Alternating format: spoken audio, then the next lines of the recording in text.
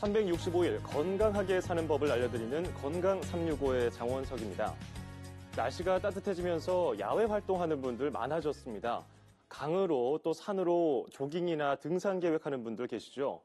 이런 분들 중에서 운동이 끝나고 발바닥 통증, 특히 뒤꿈치 통증을 호소하는 경우 많이 보셨을 겁니다. 최근 들어서 성인의 발 뒤꿈치 통증의 가장 흔한 원인으로 꼽히는 것이 바로 족저근막염이라고 합니다. 지난 5년 사이에는 발생률이 무려 2배 넘게 증가했다고 하는데요. 제2의 심장이라고 불리는 발 건강 지키기, 그중에서도 이번 시간에는 족저근막염에 대해서 알아보겠습니다. 정형외과 전문의 나현우 원장과 함께하겠습니다. 원장님 안녕하세요. 네, 안녕하세요. 족저근막염은 용어 자체는 생소하지만 사실 누구나 겪을 수 있는 생활형 족부 질환이라고 할 수 있습니다. 쉽게 생각해서 발바닥에 오는 오십견이라고 보면 될 것 같은데요. 이번 시간에 알려드릴 내용들을 잘 염두에 두셔서 발 건강에 도움이 됐으면 좋겠습니다.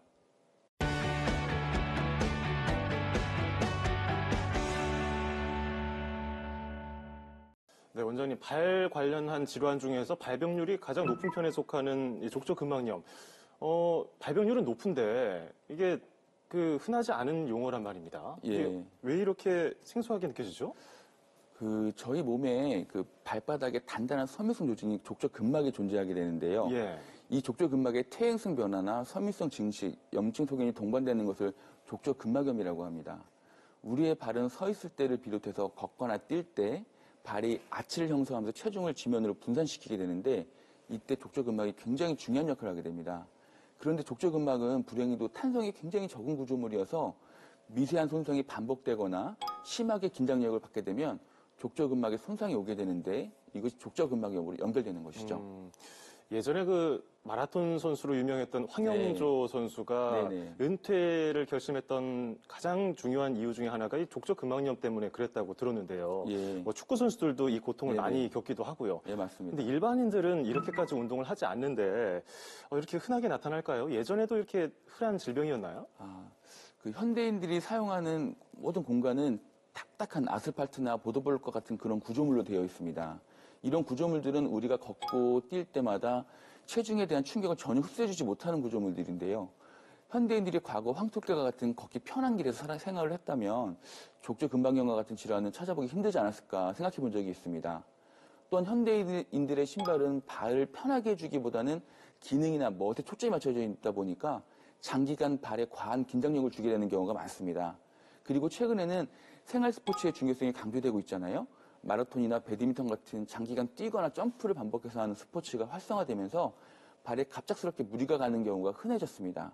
그것이 아마 족저근막염의 유병률 증가에 영향이 미쳤다고 생각이 됩니다. 예, 요즘 같은 봄철에 오랜만에 산책하러 나오시는 분들이 있는데 오랜만에 걸으니까 발바닥이 아프다고 하시는 분들도 있거든요. 이런 경우에도 족저근막염이라고 봐야 될까요? 넓은 의미로는 그렇게 생각할 수도 있을 것 같고요. 족저근막염의 대표적인 증상은 발꿈치 내측에서 통증이 시작돼서 발뒤꿈치의 바닥을 따라 족저근막이 통증이 발생한다는 것인데 가장 특징적인 것이 무엇이냐면 아침에 일어나서 첫 발을 딛기 시작할 때 통증이 가장 심하고요. 활동하고 나서 몇 분이 지나면 통증이 감소하는 특징이 있습니다. 혹은 장시간 앉아있다가 일어나려고 할 때도 발 뒤꿈치에 통증이 발생하는 것이 하나의 특징으로 생각하시면 될 것 같습니다. 보통 발을 많이 쓴 다음인 저녁 시간에 많이 아플 것 같은데 의외로 아침에 왜 이렇게 아플까요? 그것은 잠을 잘 때와 저희가 평상시 생활할 때 발목의 위치가 좀 다르기 때문인데요. MC분도 주무실 때는 발을 이렇게 하고 주무시지는 않을 겁니다. 그런가요? 발이 이렇게 쭉 처진 상태로 잠을 자게 되거든요. 편하게 이완된 상태에서요. 예, 그렇죠. 이때는 아킬레스건하고 족저근막이 모두 단축되어 있는 상태입니다. 이럴 때 단축되어 있는 상태에서 아침에 걸으려고 하면 아킬레스건과 족저근막이 갑자기 펴지면서 발생하는 긴장력이 손상된 족저근막 약한 부위에 걸리면서 통증이 심해지는 것이죠. 장시간 앉아있다가 일어나거나 걸을 때 생긴 통증이 또 같은 원리로 이제 일어나는 겁니다. 아킬레스건이 아픈 경우는 종종 있는 것 같아요. 축구나 농구할 때 점프도 많이 하고 갑자기 멈추기도 하니까. 그리고 여자분들 발레 하느라고 뭐라고 그러죠? 포인이라고 그러나? 그러면은 많이 무리가 가거든요. 예, 맞습니다. 근데 운동선수처럼 무리하는 것도 아니고 취미 생활인데 가끔 하는 거고요. 이게 왜 이렇게 여기가 아플까요? 그 발레 같은 경우는 그 발가락 끝으로 서면서 발바닥에 과한 긴장을 주는 자세를 유지하기도 하고 또 반복적으로 점프를 하게 되는데 사실은 이러한 동작은 족저근막염의 위험 인자라고 할 수가 있습니다. 하지만 운동 전에 충분한 스트레칭을 한다면 충분히 예방이 가능합니다. 예, 평소에 스트레칭을 하고 피로 회복을 잘해줘야 되는데 결국은 발 쪽에 피로가 누적되면서 생기는 병이라고 할 수 있겠네요. 예, 그렇죠. 족저근막염은 일종의 과사용 증후군이라고 생각하시면 됩니다. 갑작스러운 운동량의 증가, 아킬레스건의 구축, 과도한 달리기 혹은 딱딱한 바닥의 신발, 발의 변형 등이 위험 인자가 될 수 있고요. 앞서 말씀드린 아침 통증과 같은 전형적인 임상 증상이 있거나 최근에 평소보다 무리하게 걷거나 달기를 했거나 신발을 바꾼 그런 병력이 있으신 분들은 발꿈치 내측에 압통이 있는 경우 병원을 찾아서 정확한 진단을 받아보시길 권합니다. 그러면 족저근막염에 걸렸을 때는 발 뒤꿈치하고 발바닥이 아프니까 거의 걷지를 못하잖아요. 예. 그러면 어떻게 할까요? 그냥 쉬는 게 나을까요? 급성으로 통증이 오는 경우는 우선 일주일 정도는 운동을 안 하고 충분한 휴식을 취하는 것이 좋습니다. 통증은 우리 몸에서 문제가 있음을 알려주는 신호이기 때문에 그 신호를 무시하면 안 됩니다. 예. 뭐 운동선수들은 말할 것도 없고, 뭐 그분들은 전문적으로 물리치료사도 예, 있으니까, 그렇죠. 프로선수들의 예. 경우. 우리는 평소에 잘 알아서 쉬어주고 발 건강을 신경을 써야겠는데요. 근데 발이 아프면은 뭐 또 나아지겠지 하고서 그냥 병원 안 가는 분들이 있는데 네. 이건 안 좋을 것 같은데요. 네, 그렇죠. 발병 초기에 이렇게 충분하게 휴식과 시간을 줘서 스스로 나을 수 있는 환경을 만들어준다면 병원을 특별히 찾지 않으셔도 될 것 같은데요. 하지만 현실은 이제 그렇지 못한 경우가 많습니다. 그래서 경과에 따라서 회복을 도와주고 재발을 막는 치료법들이 있습니다. 초기에는 약물 치료나 스트레칭 운동과 같은 보존적인 치료만으로 충분히 만족할 만한 결과를 얻을 수 있겠지만 경과가 진행될수록 보조기와 주사 치료 혹은 부목 고정 또 체외 충격파 치료 같은 것들이 더욱 효과적일 수가 있습니다. 이러한 보존적인 치료로도 6개월 이상 효과가 없는 경우는 수술적인 치료로 증상 완화를 기약하는 것이 현명할 것 같습니다. 발은 굉장히 복잡하고 또 복합적인 구조물이기 때문에 간과하면 안 되겠습니다. 그렇군요. 족저근막염을 방치하면요, 안 아픈 쪽으로 걸으려다 보면 몸의 균형이 흐트러질 것 같은데, 예, 그렇죠. 그러면은 결국 몸의 중심인 허리에도 영향을 줄 것 같거든요. 네, 맞습니다. 예. 네, 아주 좋은 지적을 해주셨는데요. 그 발이 아픈 것은 며칠 지나면 좋아지겠지라고 그냥 가볍게 생각하고 치료를 자꾸 미루게 됩니다. 그러다 보면 족저근막이 염이 장기화되고 발뒤꿈치 통증을 피하기 위해서 말씀하신 대로 환자의 걸음걸이에 변화가 오게 됩니다. 이것은 허리뿐만 아니라 무릎이나 고관절에도 악영향을 미치게 돼서 저를 찾았던 환자분들 중에서도 족저근막염으로 보행 이상이 생겨서 외쪽지기 보행을 자꾸 하시게 되니까 엉거주춤한 자세로 걷고 이것 때문에 허리 통증이 악화된 사례가 많이 있습니다. 예. 요즘에 자가 치료나 자가 물리치료 같은 걸로 네. 조욕하시는 분들도 있고, 예. 발 마사지기도 많아졌잖아요. 네네. 근데 여러 가지 중에서 온도, 예. 냉찜질이냐, 온찜질이냐, 이거 좀 헷갈려 하는 분들이 있는데, 뭐가 좋을까요? 그 운동을 한 이후에 갑자기 통증이 생겼거나 외상에 의해서 통증이 발생한 경우는 체내에 있는 염증 반응을 조금 줄여주기 위해서 냉찜질을 하는 것이 효과적입니다. 이때 온찜질을 하는 것은 불난집에 이제 기름을 얻는 격이죠. 어허. 하지만 통증이 3주 이상 경과되고 만성화된 경우는 온찜질이 효과적입니다. 예. 이거는 근데 아픈 다음에 하는 거니까 예. 생활 속에서 족저근막염을 예방할 수 있는 방법은 없을까요? 족저근막염을 예방할 수 있는 방법은 그 갑작스럽거나 과도한 걷기 혹은 뛰기 같은 갑작스러운 운동을 좀 피하시는 게 좋고요. 충분히 이제 준비 운동을 하고 운동을 시작하시고 평소에 편안한 신발을 착용하시는 게 좋습니다. 또 체중이 많이 나가시는 분들은 족저근막염이 좀 위험성이 있기 때문에 체중을 적당히 유지하시고 그 아킬레스건이나 족저근막의 스트레칭 운동을 꾸준히 해주시는 게 도움이 되겠습니다. 예.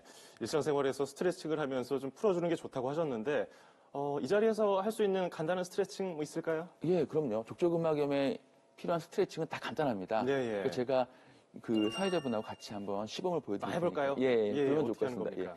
첫째는 아침에 눈을 떠서 일어나기 전에 혹은 장기간 앉았다 일어날 때 족저근막이 갑자기 펴지는 것을 좀 방지해주기 위해서 다리를 이렇게 올리시고요. 네. 지금은 제가 신발을 신었지만 네네네. 이제 발가락이 있다면 발가락 5발가락으로 손으로 잡고 이렇게 쭉 당겨서 아하. 이게 말아 올려주면서 네. 족저근막이 좀 스트레칭 되게 네네네. 운동을 미리 해주고 발을 디디면 좀 통증이 좀 줄어드실 겁니다. 아하. 좀 이렇게 펴진 느낌이 들어요. 네네. 예. 그리고 더 크게 몸 동작을 할 건 예, 없을까요? 있습니다. 제일 중요한 것이 지금 제가 알려드릴 이 운동 방법인데 예. 꼭 기억하셔야 될 게 네. 발을 반드시 11자로 11자로. 네. 놓으셔야 된다는 겁니다. 그리고 아픈 발이 오른쪽 발이라고 가정을 네. 했을 때 오른쪽 발을 한 걸음 뒤로 빼십시오. 네. 근데 이때도 중요한 게 두 발이 지금 저처럼 휘어지면 안 되고요. 두 발이 꼭 11자가 되게 네. 나란히 놓고 앞에 벽이나 뭐 식탁 의자 같은 게 있으면 그걸 잡으시고 엉덩이를 앞쪽으로 쭉 밀어 넣으면서 엉덩이를 밉니까? 네, 아하. 다리를 구부리는 게 아니고요. 네네. 엉덩이를 쭉 밀어 넣으면서 아. 뒤에 있는 아킬스건하고 종아리 근육이 당기는 느낌이 들어야 됩니다. 오른쪽 다리가 당기게 되는 거죠? 종아리 그렇죠. 부분이? 예, 맞습니다. 네네. 예. 이 느낌으로 하나, 둘, 셋, 열을 세시고 네. 다시 원상태. 또 한 번 더. 하나, 둘, 셋, 넷, 열 내쉬고 원상태 이 자세를요. 하루에 20분 이상 반복하시면 힘든데요? 예, 힘듭니다. 근데 이 굉장히 그 아킬스건과 족저근막에 도움이 되는 네. 스트레칭이니까 꼭 기억하시고요. 네. 하루에 20분 이상 운동을 하시면 되는데 한 번에 20분을 다 하셔도 상관없고 5분, 5분씩 나눠서 하셔도 되고 그냥 편하신 시간에 5분, 10분, 5분 하셔도 됩니다. 네. 하루에 하루에 20분 이상 이 운동을, 이 스트레칭 꼭 유지해 주시면은 족저근막에 가장 도움이 되고 음흠. 그리고 그 다음에 이제 아킬레스건과 종아리에 있는 근육을 강화시켜주는 운동인데요. 이번엔 강화입니까? 네. 이거는 굉장히 쉽습니다. 이거 뭡니까? 아무 데서나 하실 수 있고, 네, 뭐 알려주세요. 지하철 타고 가시는 동안에 버스 타고 네. 가는 동안에 다 할 수 있습니다. 다리를 까치발 하시는 건데요. 이것도 아. 똑같이 이제 다리를 11자로 하시는 게 제일 뒤꿈치를 중요하고. 들어주는 거네요? 예, 맞습니다. 그냥 다리를 11자로 해놓고 뒤꿈치 들어서 까치발. 아, 지하철에서 이러고 있으면 돼요? 예, 이러고 예. 10초 했다가 또 멈추셨다가. 아하. 또 10초 했다가 멈추셨다가. 이것도 마찬가지로 아하. 틈날 때마다 하시면 도움이 될 거고 하루에 한 20분 이상 꾸준히 운동을 해주시면은 족저근막뿐만이 아니라 뭐 아킬레스 힘줄이라든지 발바닥 통증 있는 것들이 많이 좋아지실 겁니다. 네. 뭐 어렵지 않은 것들이니까요. 예, 맞습니다. 예, 평소에 일상생활 하면서 지하철에서 가만히 서 있기보다도 이런 그렇죠. 스트레칭, 뒤꿈치 예. 올려주는 걸 하면 괜찮을 것 같네요. 네, 맞습니다. 네. 네, 이번에는 이것이 궁금하다 코너입니다. 족저근막염에 대한 상식들 알아보겠습니다. 자, 먼저 첫 번째 질문. 평발은 이 족저근막염에 더 잘 걸린다. 평발이라는 게 좀 납작한 평평한 발을 네, 말하는 거죠? 예, 맞습니다. 실제로 더 잘 걸리나요? 네, 그렇습니다. 평발이라고 불리는 것은 그 발의 아치가 정상보다 아치가 좀 낮아져 있는 그런 질환을 얘기합니다. 아하. 이렇게 발 아치가 낮아져 있으면은 발의 구조물이 굉장히 불안정해지기 때문에 또 족저근막에 과도한 긴장이 가해지기 때문에 족저근막의 발생 위험이 커집니다. 또 평발인 경우에는 걷거나 뛸 때 일반인보다 피로감이 더하기 때문에 그만큼 발병 확률이 높다고 할 수 있겠습니다. 예. 그럼 평발 말고도 족저근막염에 잘 걸리는 발 모양이 따로 있나요? 아, 예. 족저근막염에 잘 걸리는 발 중에 이제 정상적인 아치보다 낮아져 있는 걸 평발이라고 하는데요. 정상적인 아치보다 더 높아져 있는 발 모양이 있습니다. 그것을 이제 요족이라고 하는 불리는 질환인데 이 요족의 경우도 발의 피로가 증가하고 족저근막에 걸리는 과도한 긴장력이 걸리기 때문에 더 이제 족저근막의 위험 인자라고 볼 수가 있겠습니다. 그렇군요. 그런 분들은 더 신경을 써서 스트레칭도 하고 잘 네네. 풀어주셔야겠어요. 맞습니다. 두 번째 질문 보죠. 키높이 깔창은 족저근막염의 주범이다. 아, 요즘에 깔창 끼고 다니는 분들 많거든요. 저도 네. 필요할 때는 가끔 쓰는데요. 네. 발이 좀 필요해요. 네네. 실제로 족저근막염의 주범일까요? 네, 그렇습니다. 과도한 키높이 깔창은 발의 아치 형성을 방해하고 족저근막에 과한 긴장력을 줄 뿐 아니라 충격 흡수에도 도움이 되지 않기 때문에 발 건강에는 굉장히 해롭습니다. 또 하이힐은 여성들이 매력을 돋보이게 해주는 아이템이지만 장시간 신고 있다면 족저근막의 발병을 높일 수 있는 원인이 되기도 합니다. 그렇군요. 근데 오히려 깔창이 하나도 없이 여성분들 뭐 편하게 신는 뭐 플랫슈즈라고 예, 하나요? 네네. 그런 건 어떤가요? 바닥이 얇은 그런 신발들은 발을 보호하는 기능이 별로 없고 걸을 때 모든 스트레스가 그대로 발에 전달이 됩니다. 등산화처럼 거창이 두껍고 딱딱해서 잘 꺾이지 않는 신발은 걸을 때 발가락이 많이 꺾이지 않기 때문에 족저근막이 덜 긴장되게 됩니다. 예. 그러면은 따로 발 건강을 해치지 않는 신발이 있을까요? 아, 그 미국 정형외과 족부관절학회에서 적합한 신발을 고르는 10가지를 제안했습니다. 첫째는 제조회사에서 나오는 신발 크기에 따라 자기 발을 맞추지 말고 반드시 꼭 신발을 신어보고 고를 것.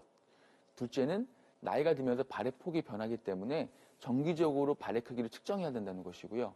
셋째는 발의 전족부와 외곽선이 잘 맞는 신발을 고르는 것이 중요하고 또 네 번째, 양발의 크기가 다를 수 있기 때문에 양발을 측정해서 큰 발에 맞는 신발을 고르는 것이 좋습니다. 또 발이 커지는 저녁에 신발을 고르는 것이 좋고 선체로 발을 맞춰보는 것이 좋습니다. 서면 발이 약간 더 길어지고 폭도 넓어지기 때문에 그런 것이 좋고요. 가장 긴 발가락, 보통 두 번째 발가락이 제일 긴 경우가 많은데요. 그보다는 한 1.3cm, 1.5cm 더 긴 신발을 고르시고 볼 부분은 딱 맞는 것이 좋습니다. 너무 조이는 것은 피하셔야 되고 발에 잘 맞지 않으면 사지 말아야 한다는 것이 중요하겠습니다. 신다 보면 신발이 늘어나겠지 네. 이런 생각은 굉장히 위험한 생각이고요. 전족부는 잘 맞지만 뒤꿈치가 너무 헐렁한 것은 피하시는 게 좋고 상점 안에서 신발을 신고 실제로 많이 걸어보시고 내 발에 맞는 것을 고르는 것이 좋겠습니다. 신발 가게에서 이런 거 좀 알려줬으면 이렇게 좀 건강하게 신발 네. 골랐을 텐데 좀 아쉽기도 네. 하네요. 그런데 굽에 대한 얘기는 없어요. 네네. 이게 굽은 너무 없어도 문제고 많아도 그렇죠. 문제라고 말씀해 주셨는데 어느 정도가 적당할까요?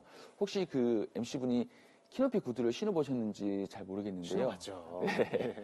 저는 그 결혼식 날 키높이 구두를 딱 한 번 신어봤습니다. 그때 굉장히 불편해가지고요. 예. 엉거주춤 걸으면서 그 신랑 입장하던 길이 굉장히 멀게 느껴졌던 기억이 납니다. 신발의 굽은 그 3cm 정도가 적당할 것으로 생각이 되고요. 내 발 사이즈는 265니까 신발은 265를 신어야지.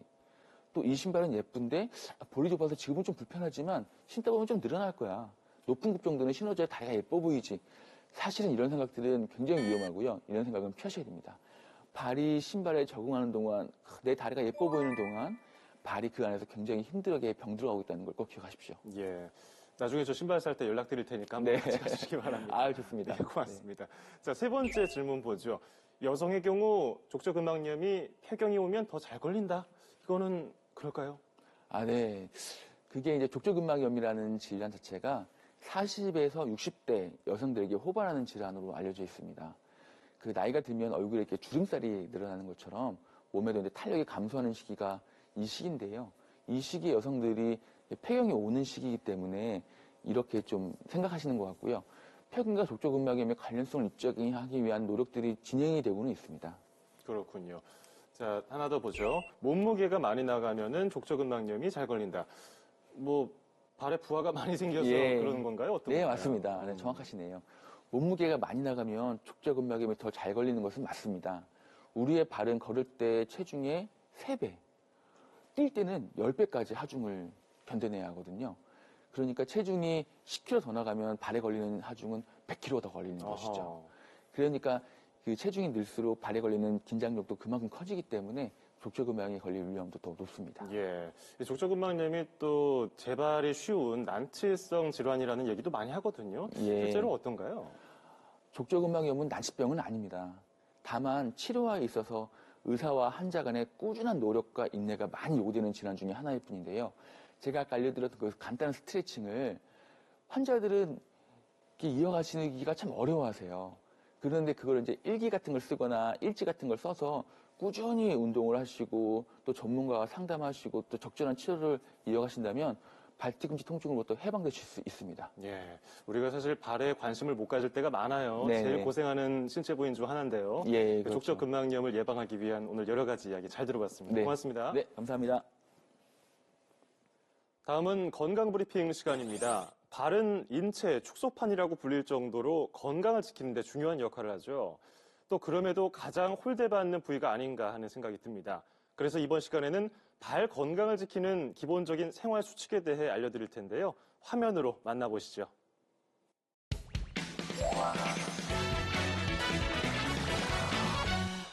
안녕하세요. 건강브리핑의 배지영입니다.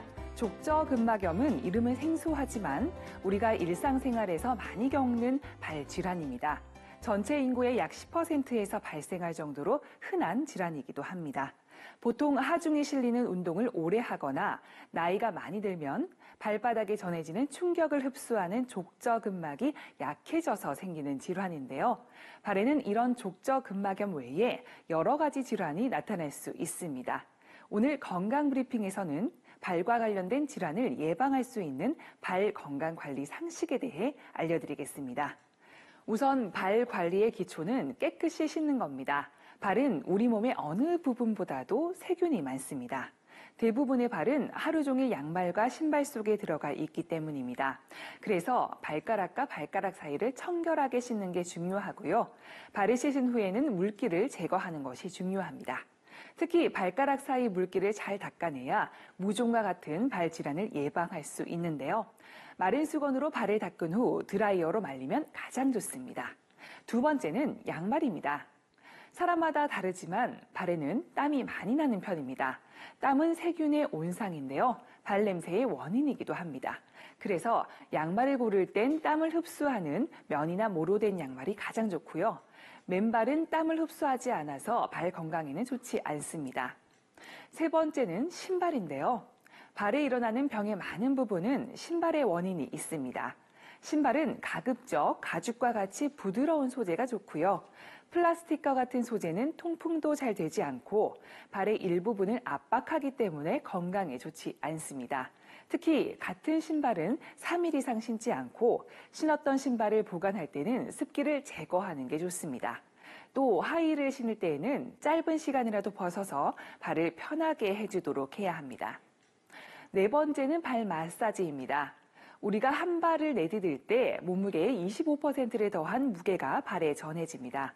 예컨대 68kg인 사람이 한 발을 내디딜 때 약 85kg의 몸무게가 발에 실리는 건데요. 보통 사람이 하루 평균 걷는 걸음걸이 수가 7,500보 정도라고 하니까 하루에 640톤 정도를 이동시킨다고 보면 됩니다. 이렇게 중노동을 하는 발은 반드시 마사지를 해줘야 하는데요. 저녁에 발을 씻고 로션을 바르면서 발가락에서 발등으로, 발바닥에서 장단지 쪽으로 주물러주면 좋습니다. 다섯 번째는 걷는 자세입니다. 보통 걸음을 걸을 때 발바닥 전체를 한꺼번에 땅에 딛는 분들이 많으신데요. 발을 상하지 않게 하려면 발 뒤꿈치, 발바닥, 발끝 순서로 내딛는 3단계 보행을 해야 합니다. 발바닥만으로 걸으면 발 가운데 움푹 들어간 아치가 주저앉아 평발이 되기 쉽기 때문입니다. 여섯 번째는 발톱 관리입니다. 발톱은 자주 청결하게 깎아줘야 하는데요. 이때 발톱은 둥글게 깎지 말고 한 일자 모양으로 똑바로 자르는 것이 좋습니다. 발톱 양옆을 짧게 자르면 발톱이 살 속으로 파고들 염려가 있기 때문입니다. 마지막은 발목 운동을 해주는 게 좋은데요. 발목을 돌려서 발목 주위의 근육을 강화시켜주는 동작을 하루 10번씩 3세트 정도는 해주는 것이 좋다고 합니다. 오늘 알려드린 발관리 수칙 잘 기억하셔서 건강한 발 유지하시기 바랍니다.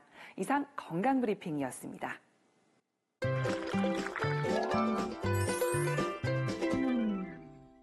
안녕하세요. 요리연구가 양향자입니다. 발이 편해야 삶이 편안하다는 말이 있을 정도로 우리에게 발은 매우 중요한 존재입니다. 특히 상큼한 음식은 발 건강에 좋다고 하는데요. 그래서 오늘은 유자를 가지고 훈제 오리 유자 샐러드를 만들어 보겠습니다.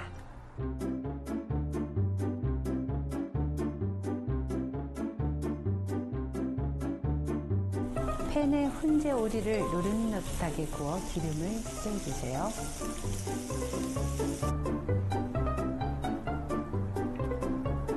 채소는 물기를 제거해줍니다.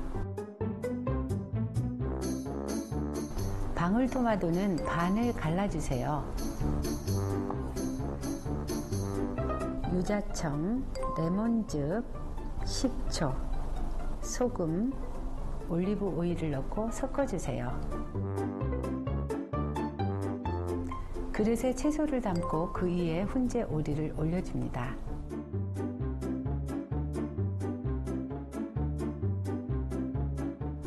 방울토마토도 예쁘게 올려주세요.